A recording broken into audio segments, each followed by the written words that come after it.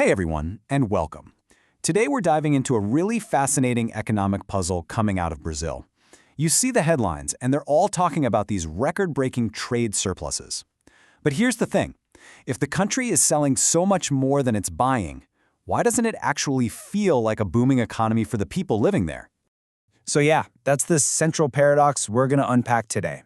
We're going to dig into the numbers, we'll look behind the curtain of global trade, and we're going to figure out what this surplus really tells us about the true health of Brazil's economy.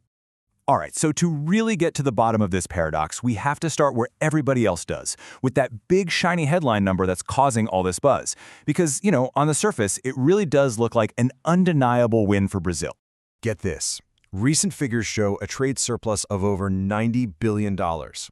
That's an all-time record. I mean, if you just look at that number by itself, you'd think it's a massive economic victory. But as we're about to see, economics almost never exists in a vacuum. Okay, so let's start digging a little deeper. To solve this mystery, we have to understand that $90 billion figure, well, it's really just the tip of the iceberg. It's just one piece of a much larger and, honestly, a much more complicated puzzle. First things first, what exactly is the trade balance? Well, it's pretty simple. It's the value of all the physical goods a country sells to the world minus the value of all the goods it buys. We're talking about things like soybeans, iron ore, and cars. But the flow of money between countries, that's about so much more than just physical stuff.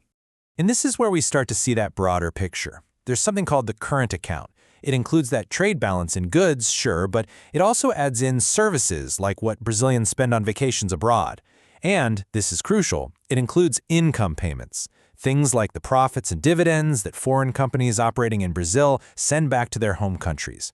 And for Brazil, that huge surplus in goods is almost always washed away by deficits in these other areas.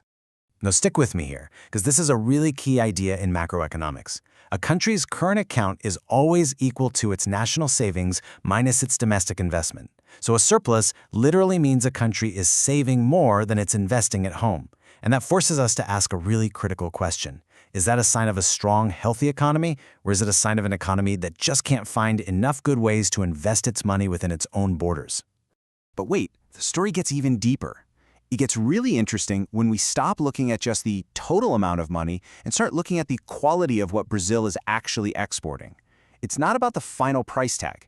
It's about how much of that value is actually created inside Brazil. This is a perfect way to think about it, right? A country might export a $200 smartphone, but what if it had to import $170 worth of chips and screens and software to build it?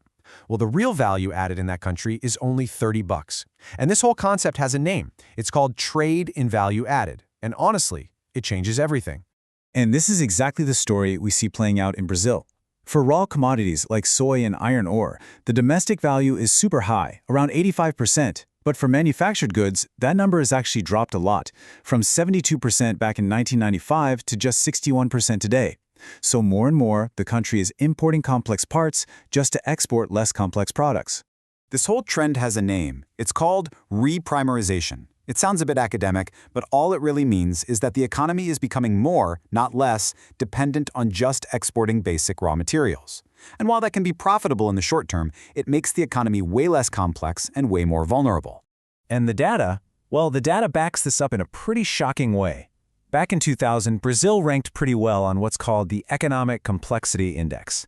Fast forward to 2022, and it has plummeted to 56th place in the world, falling behind countries like Pakistan. So the trade surplus is getting bigger, but the complexity of the economy is actually shrinking. Now, this internal picture is really only half the story. Brazil's economy doesn't operate in a bubble, right? It's a player in a constantly shifting global game, a game where the rules are very often set by other, bigger players. One of the biggest factors here is the global liquidity cycle, and it's mostly driven by U.S. monetary policy. Think of it like a global tide of money. When the U.S. keeps interest rates low, money floods the world, and it's easy for countries like Brazil to get financing. But when the U.S. raises rates, like it did in 2013 and again more recently, that capital tide goes out, forcing really painful and sudden adjustments. And on top of all that, the rivalry between the U.S. and China has basically rewritten the rules of trade. Suddenly, we're hearing all these new terms like friendshoring, nearshoring, and reshoring. It means global trade isn't just about what's cheapest anymore, it's about geopolitical alliances. And that puts an unaligned country like Brazil in a very, very tricky spot. So where is all of this headed? Well, this heavy reliance on just exporting raw commodities creates some pretty significant and honestly very predictable risks for the future.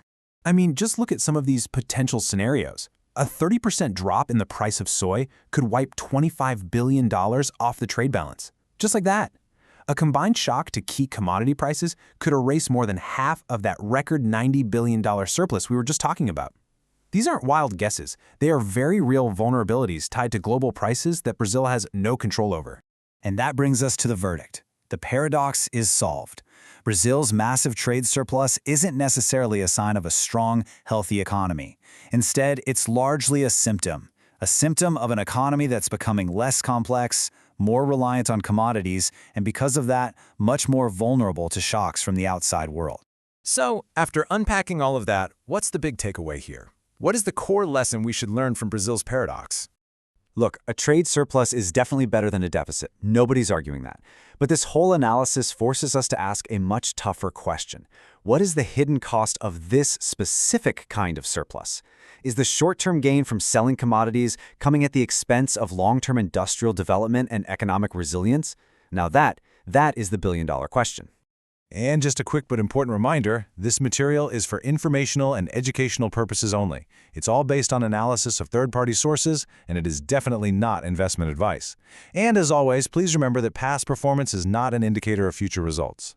If you want to keep untangling these big questions at the intersection of macroeconomics, AI, and technology, make sure you follow the Macroeconomic AI channel.